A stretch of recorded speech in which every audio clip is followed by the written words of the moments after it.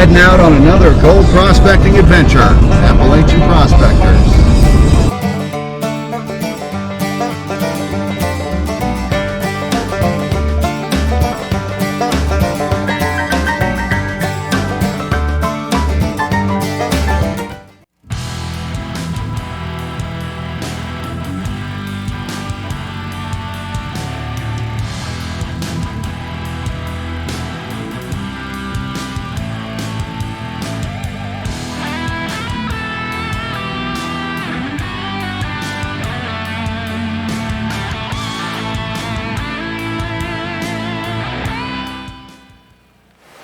This morning we got in the hole, we got more water, and that makes it a little easier. We're cutting back into the area I'm right in where I tested last year, but going down, I still haven't hit the clay yet, and I'm a good, I probably was down a good 4.5 feet. And still no sign of the clay. I can't be far off it, but I'm looking for that clay shelf. But anyway, our hole's getting pretty good size here. And it's getting to the point where, you know, the fish love that kind of pool. It's like, you know, really good for them to get out of, you know, they go in the hole to get away from predators and stuff like that. And like when it's hot, they have a nice pool to get down in where it's a little cooler. So it really helps the fish habitat while we're doing this. And besides that, while we're dredging, we're turning up biota, which the fish love to eat that. And you know, they come right in the hole. They come right up to the end of the dredge. They eat. And you know, there's a lot of talk about our turbid plumes. Those plumes aren't that turbid. You know, the turbidity is very low, and the small amount of a turbidity plume that we have is nothing, absolutely nothing in comparison to what nature does. And you know, the turbidity is like so low. I mean, and so narrow, the fish can either choose to be in it or not be in it. And a lot of times they do choose to be in it. That's where the food is. They love it. But, you know, during a flood event, the entire river is completely, you know, the turbidity level is so high, you know, the whole river is brown. And the fish have no choice. They have to stay in that. You know, there's... they can't get out of it. And if you ever noticed, after a flood event, even though the river is so turbid, it does not kill the fish. I mean, they really have to have an extreme long period, 30 plus days, in order for it to really cause them harm. I mean, they don't get stressed out from the very little bit that we're putting in there. You know, so when you hear all this talk about the turbidity plumes, it's all baloney. It's absolute baloney. Because, you know, from our perspective, we can see that the fish love it. I mean, whenever we start dredging, the fish move right in. The trout, everything. From the little to, you know, full grown, 14-inch trout, you know. I've had 14-inch trout come right up to my glasses and checking me out, you know, and they just absolutely love it. And as far as the biota, you know, yeah, we're moving them downstream a bit, but recolonization is very rapid. I mean, 30 days it's recolonized.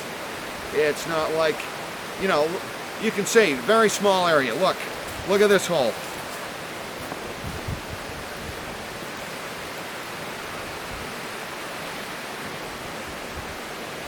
That is very small in comparison to the size of the entire river. I mean, you know, we got all this, you know. They talk about dredgers causing harm to the biota. Another big baloney story. it's all a fabricated lie, is what they're telling you. You know, so what we are doing here is not at all harmful to the environment. In fact, it helps the environment in so many ways. You know, like I said before, the fish, you know, they can choose to be in our plume or choose not to be in our plume. And our plume is maybe, I think, the longest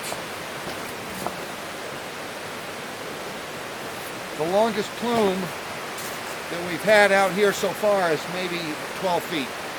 Everything's dropping right out, settling right down, and you know, there's really nothing to it. And that's running a 4-inch dredge.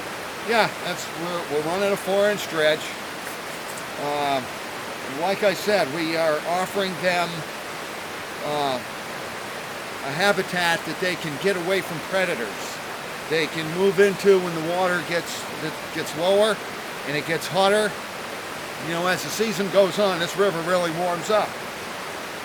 So the fish need a nice cool spot to get down into. So, you know, even if we were to leave our holds, you know, it serves a purpose to the fish. It serves a purpose to the trout and all the other fish that live in this river. You know, so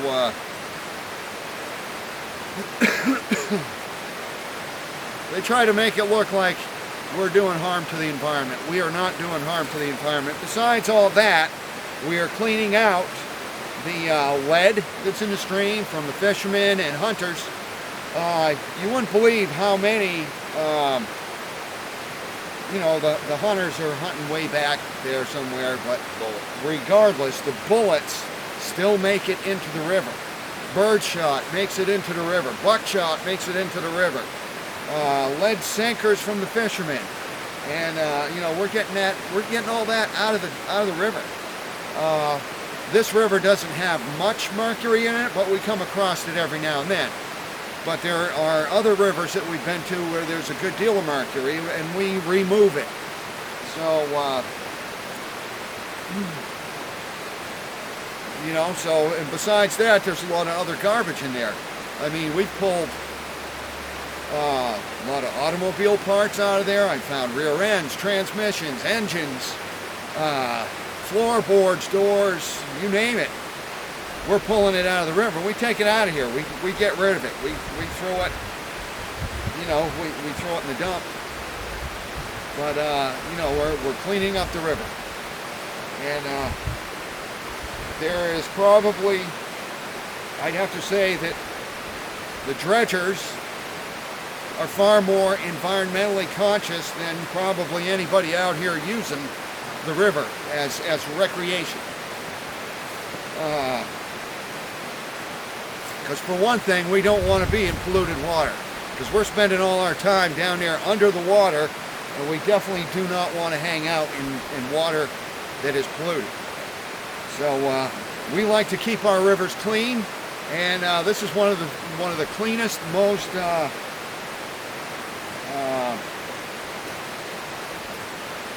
healthiest rivers in the state of New Hampshire.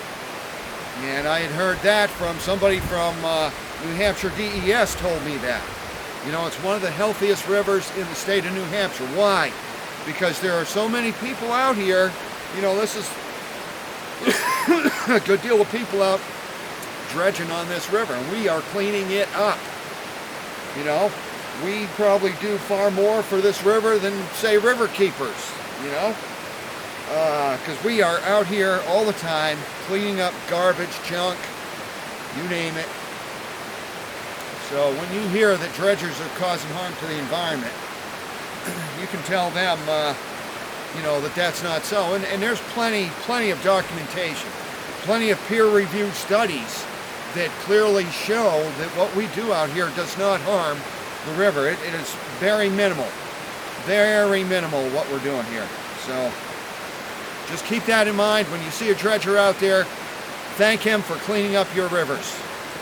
Thank you very much.